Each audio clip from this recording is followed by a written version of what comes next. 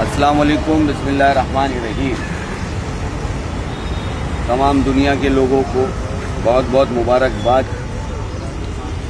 Iran, Israel और America की जंग की वजह से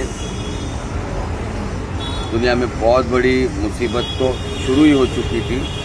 ये अल्लाह का बड़ा एहसान और करम है कि जंग बंदी हुई। और सबसे ज़्यादा मुबारकबाद तो ईरान के लोगों को और रहबर मौज़म मुश्तबा खामनेई साहब को सलूट है कि उन्होंने अपनी शर्तों पर जो है ये सीज़ फायर कराया। ईरान ने अपनी जो 10 शर्तें रखी थी, अमेरिका ने उसको माना और जाके ये जंग बंदी हुई। और ईरान ने एक मैसेज दिया पूरी दुनिया के लिए कि एकजुट और मुत्तहिद होकर बड़ी से बड़ी ताकत का मुकाबला किया जा सकता है। जिस तरीके से ईरान के लोगों ने अपनी शहादतें दी और अमेरिका और इजराइल के आगे झुके नहीं और आगे भी लड़ने के लिए तैयार थे। ये मुत्तहिद एकजुटता ने कहीं ना कहीं अमेरिका और इजराइल को झुकने पर मजबूर किया।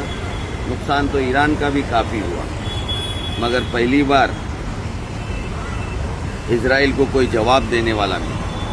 अल्लाह की ज़ात से उम्मीद है कि उसको ऐसा जवाब मिला होगा कि दोबारा वो कोई मजलूमों के ऊपर हमला नहीं करेगा। जिस तरीके से उसने फ़लस्तीन, लेबनान, सीरिया में जाकर उसके फाइटर जेट्स हमला करते थे और लौट कर आते थे, मगर इस बार जब उसके फाइटर जेट जाकर लौट कर आते थे तो पीछे से जवाब देने के लिए ईरान की मिसाइलें उनके पीछे आती थी। तो अपने आप को एकजुट रखो, मजबूत रखो।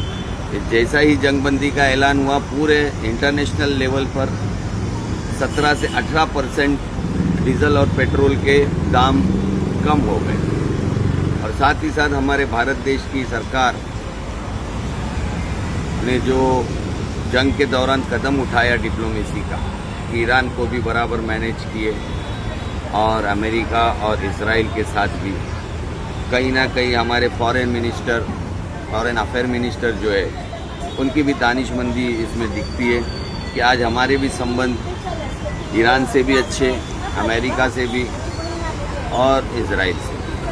तो उनको भी मुबारकबादी कि इस बार जो है बड़ा सोच समझ के कदम उठाया गया।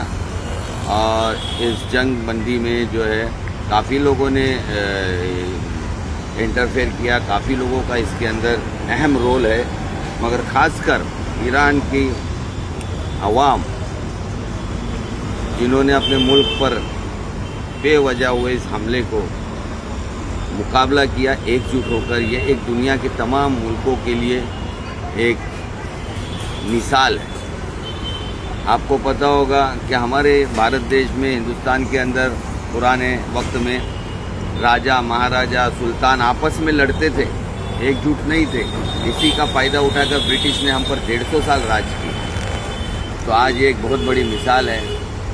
शिया, सुन्नी, देवबंदी, हिंदू, मुस्लिम, सिख, क्रिश्चियन, इसी तरीके से अगर आपस में लड़ते भिड़ते रहेंगे तो कोई भी हमें दोबारा गुलाम बना ले, इसमें कोई शक नहीं। तो ईरान से सबक सीखे और मुत्तहिद हो जाए। अगर हमारे देश में तरक्की चाहते हो तो ये सारी चीज़ों से बाहर निकले। हिंदू, मुस्लिम, ये सब छोड़ के मुल्क की फलाह और बहबूदी के लिए सोचे।